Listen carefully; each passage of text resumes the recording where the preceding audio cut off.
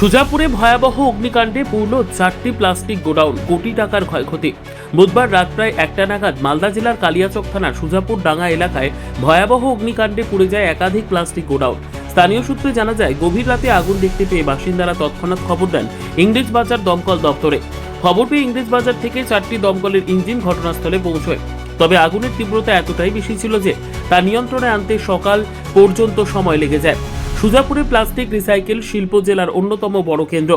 প্রতিদিন প্রায় 20,000 শ্রমিক এই শিল্পে কাজ করেন। স্থানীয়দের দাবি, আগুনে 4টি বড় প্লাস্টিক গোডাউন সম্পূর্ণ ভস্মীভূত হয়েছে এবং কয়েক কোটি টাকার ক্ষয়ক্ষতি হয়েছে।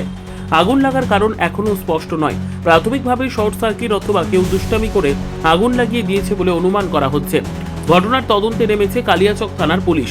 স্থানীয় ব্যবসায়ীদের অভিযোগ, কালিয়াচক সুজাপুর এলাকায় এখনো পর্যন্ত কোনো দমকল কেন্দ্র না থাকায় প্রায়ই এমন ঘটনায় বড় ক্ষয়ক্ষতি হয়।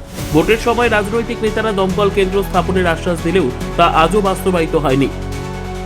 একজন স্থানীয় ব্যবসায়ী বলেন, যদি কালিয়াচকে দমকল কেন্দ্র থাকতো তাহলে এত বড় ক্ষতি হতো না। এখানে রাত্রে শুনলাম কি রাত 12টাতে আগুন লেগেছে। কিভাবে আগুনটা লেগেছে আমরা বলতে পারবো না, কিন্তু স্থানীয় লোকের মুখে যা শুনলাম প্রচুর আগুন লেগেছে। এখানে 4-5টা গোদামে আগুন লেগেছে। তো আমি মনে করি এখানকার লোক এই প্লাস্টিক উপরে নির্ভর করে। এই এলাকার লোক 20-25 হাজার লোক চাষ কর্মজীবন চালায়। এখানে যদি সরকারি এমএলএ এমপিরা যদি ব্যবস্থা নেয়, এখানে আগুন না লাগে তার ব্যবস্থা তাড়াতাড়ি মিনার ব্যবস্থা করে ফায়ার করলে গেলে খুব ভালো হয়। আমি মনে করি এই সমস্যাটা এমএলএ এমপি করতে পারবে। আপনারা কি ডিএমকে জানিয়েছেন? ডিএমকে আমরা তো এর আগে জানিয়েছি। আমরা ওরা আশ্বাস দিচ্ছে, আশ্বাসে কোনো কাজ হচ্ছে না। এটা রাখা উচিত ছিল, আমরা অনেক দিন থেকে বলেছি এবং আমরা অসহায়। এখন আমাদের 3টা গুডন, এখানে 3-4-5টা গুডন পুড়েছে।